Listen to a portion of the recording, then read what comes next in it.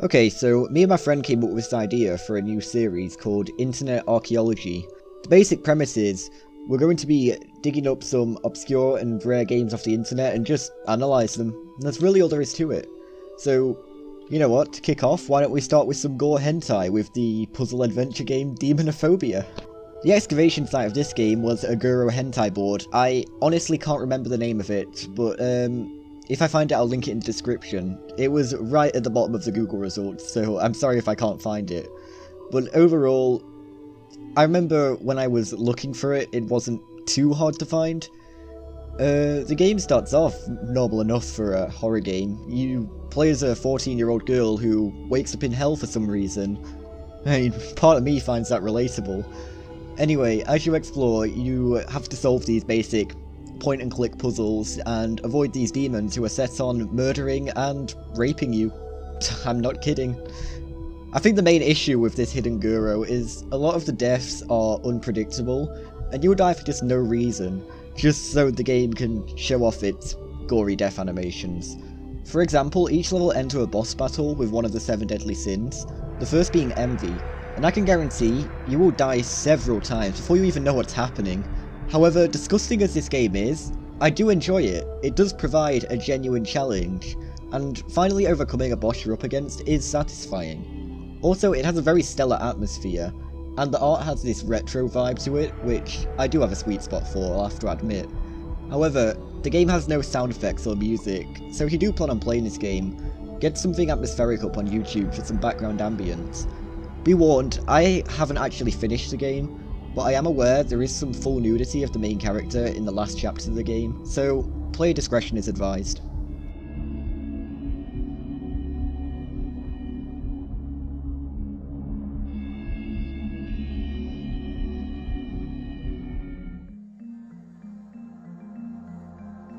Our next game goes by the name Splatter School, and is apparently a spiritual successor by Demonophobia, although it wasn't made by the same developers, but I do believe this one was inspired by it according to Crappy Games Wiki.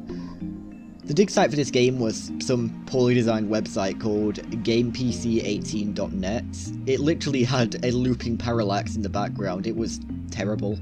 You play as this blonde high school girl called Jessica, who is trapped in her school after the headmaster was messing with what appears to be the Necronomicon. Jessica, armed with her box cutter, must go full Gus Fring mode and fight her way out the nightmare by slashing her way through monsters set on murdering, raping, impregnating, and assimilating her.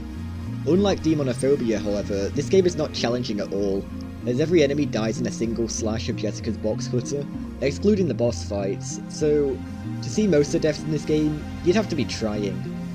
Another thing that makes this game disgusting is the fact that it doesn't have a plot like Demonophobia. It's just gratuitous Guro rape with no plot to string it together. However, in the name of being an unbiased archaeologist, I will try to list some of the redeeming qualities. First of all, the graphics are a huge improvement upon Demonophobia, but I do feel like Demonophobia's graphics were much more stylized. You also get to fight Gluttony from Demonophobia, so if he was giving you a hard time, now's your chance for revenge.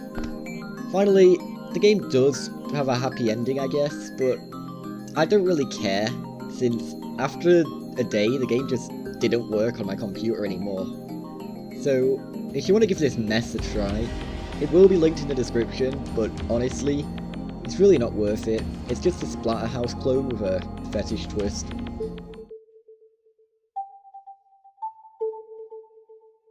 Okay, so let's end this expedition on a high note. We'll cover one of my all-time favourite visual novels, Euphoria.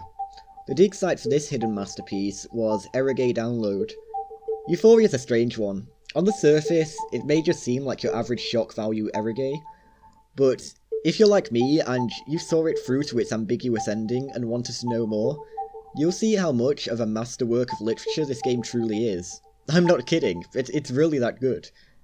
The game follows the main character, Taketo Keisuke, god I hope I pronounced that right, who suddenly wakes up in a white room with 5 girls from his school.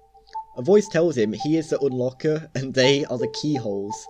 If you can't see where this is going, then you're probably not old enough to be watching this. While this may sound like some kind of sick rape fantasy game, it somehow manages to tell one of the best psychological thrillers I think I've ever sat through. Case K being one of the most complex and deep characters I've ever had the honour of controlling in a video game. On one side, he is just a high school student, trying his best to get out of this horrible situation with his classmates alive. But on the other hand, he has a much darker side. Part of him is enjoying this game, and he is doing all he can to suppress this alter ego before he loses control. When he escapes, will he be able to continue his school life as a normal student? Or just as Walter White died in the crawl space and only Heisenberg emerged, will he come out as a deranged and broken young adult? It's all up to the player. Another thing that stands out about Euphoria is its tense atmosphere of distrust and suspense, not dissimilar to the Danganronpa series. This atmosphere is further reinforced by its amazing soundtrack. Take a listen.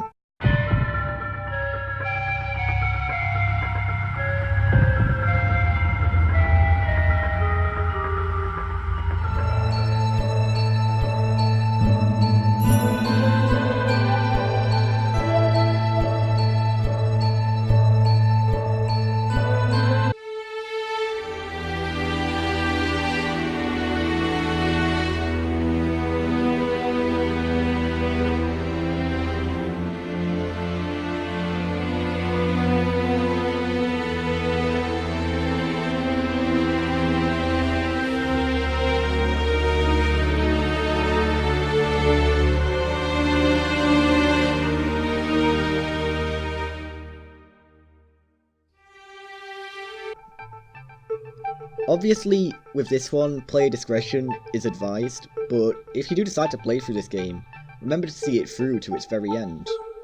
You won't regret it.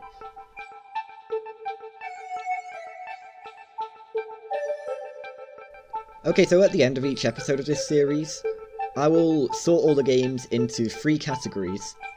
Museum for rare but good games, Warehouse for okay games, and Furnace for, frankly, shit games. Euphoria, as you can imagine, I will be putting into the museum, since I truly believe it is an overlooked masterpiece. Demonophobia was difficult, it could have been museum worthy, but due to its harsh difficulty and gratuitous violence, I'm gonna have to put it in the warehouse. But it does provide a worthy challenge for a seasoned gamer. And Splat School, straight into the furnace. Fuck that game.